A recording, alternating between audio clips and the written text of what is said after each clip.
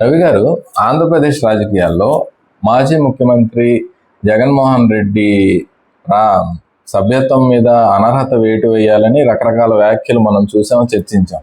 ఇప్పుడు రకరకాల వ్యూహాలతో వైసీపీ ముందుకు వస్తుందని, అంటే వాళ్ళందరూ రాజీనామా చేస్తారని, లేదంటే నాకు హోదా ఇవ్వకపోయినా టైం ఇస్తే మాట్లాడతానని, ఇలా రకరకాలుగా వింటున్నాం. ఏంటి సార్, ఏం చూడబోతున్నాం? వాస్తవంగా ఈ శాసనసభ సమావేశం జరగక ముందు నుంచి కూడా జగన్మోహన్ రెడ్డి మీద ఎక్కువగా చర్చ.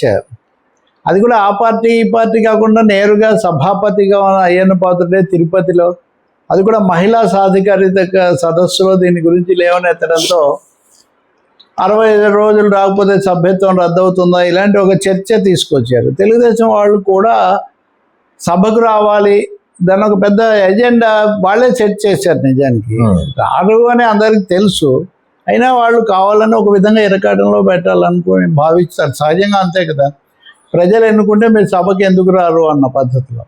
ఇది అయిన తర్వాత జగన్మోహన్ రెడ్డి సభ మొదలైన రోజే తన సభ్యులతో, ఎమ్మెల్సీలు ఎమ్మెల్యేలు వీళ్ళతో సమావేశం ఏర్పాటు చేసుకొని అక్కడ ఆయన ముఖ్యమైన వ్యాఖ్యలు చేశారు. అవేంటంటే, మీరు హోదా ఎందుకు ఇవ్వరు, మాది ఒక్కటే కదా ప్రతిపక్షం, మీ 3 అధికార పక్షాలు కదా, 3 ఉన్నప్పుడు మాకు ఇంత శాతం ఉన్నప్పుడు దాని మీద మేము కోర్టులో సవాల్ చేసాం, కోర్టు తీర్పు వచ్చిన తర్వాత దాన్ని బట్టి మేము చేస్తాం. కానీ ఈ లోపల మీరు రమ్మంటున్నారు, పదే పదే అంటున్నారు, సవాళ్ళు చేస్తున్నారు. కాబట్టి హోదా లేకపోయినా సరే వస్తే మాకు సమయం ఇస్తాము మాట్లాడడానికి అని మీరు హామీ ఇస్తే వస్తాం, నేను వస్తాను, మాట్లాడతాము. ఇప్పుడు మీకు మీడియాకి చెప్పడానికే గంట పట్టింది, సభలో చెప్పాలి కదా. కాబట్టి హోదా కాదు కానీ టైం ఇవ్వాలి, ఇస్తే నేను వస్తాను అని ఆయన మాట్లాడారు. ఇంకొకటేమో, ఇంతకుముందు కూడా రాలేదు కదా చాలామంది, ఎన్టీఆర్ రాలేదు, చంద్రబాబు కూడా రాలేదు, వాళ్ళ సభ్యత్వాలు ఏమి రద్దు కాలేదు కదా, అసలు చర్చలే లేవు కదా, ఎందుకు ఈ చర్చ తెస్తున్నారని కూడా వైసీపీ వాళ్ళు బయట కొన్ని కౌంటర్స్, దానికి కొన్ని కావాలనే ఒక దురుద్దేశంతో జగన్మోహన్ రెడ్డిని ఇరకాటంలో పెట్టాలనేది చేస్తున్నారు. వస్తే మీరు తట్టుకోలేరు, ఈ పద్ధతిలో ఇవన్నీ అయ్యాయి. అయితే సమయం ఇవ్వండి అన్నప్పుడు మటుకు దాన్ని నిజానికి అది లాజికల్గా అంత సమయం ఇవ్వలేము, సమస్య చర్చించడానికి ఇస్తాం అలా చెప్పొచ్చు. కానీ స్పీకర్ కానీ తెలుగుదేశం నాయకులు కానీ మీకు ఎంత సమయం రావాలో అంతే వస్తుంది, 11 మంది ఎమ్మెల్యేలకి ఎంత, ఇట్లా చెప్తున్నారు. దాని మీద నేను మాట్లాడాను. వాస్తవానికి గతంలో శాసనసభలో కానీ పార్లమెంట్లో కానీ ఒక్కరే ఉన్నా ఒక మాజీ ప్రధానమంత్రి చంద్రశేఖర్కు బాగానే సమయం ఇచ్చేవాళ్ళు. ఏమన్నా దేవగౌడకు కానీ వాళ్ళకేం పెద్ద సభ్యులు లేకపోయినా ఒక్కరే ఉండేవాళ్ళు వాస్తవంగా. అలాగే ఆంధ్రప్రదేశ్ శాసనసభలో వెంకయ్య నాయుడు ఉన్నప్పుడు ఆయనకి ఎంతమంది ఉన్నారు, జయప్రకాష్ నారాయణ ఒక్కరే ఉన్నారు.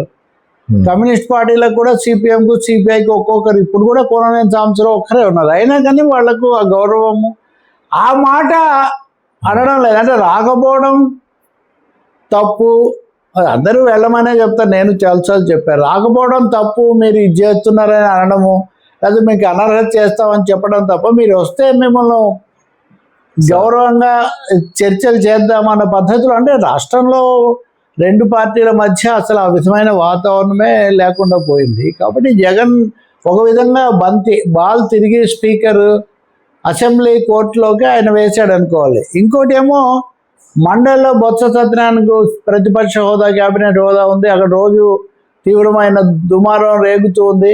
కాబట్టి బొత్సగుండి తనకు లేనందుకే జగన్ రావట్లేదు అని, దాని మీద కూడా అతను మండలిలో మాకు అనుభవం ఉన్నారు, మేము సమస్యలన్నీ లేవనెత్తాం, అంటే మేము పారిపోవడం లేదు, మేము బయట కూడా పోరాడుతున్నాం, సభలు కూడా చేస్తాం అన్న పద్ధతిలో ఒక గట్టి సమాధానం ఇవ్వాలి అని చేసినట్టుగా ఉంది.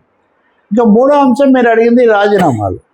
ఇది చాలా బలంగా సోషల్ మీడియాలో, కొన్ని మీడియాల్లో కూడా రాజీనామా చేసేద్దాం, రాజీనామా చేసి ఎన్నికలకు వెళ్తే మన సత్తా చూపించవచ్చు, ఇలా జగన్ అన్నారు, రాజీనామా చేసే అవకాశం ఉంది.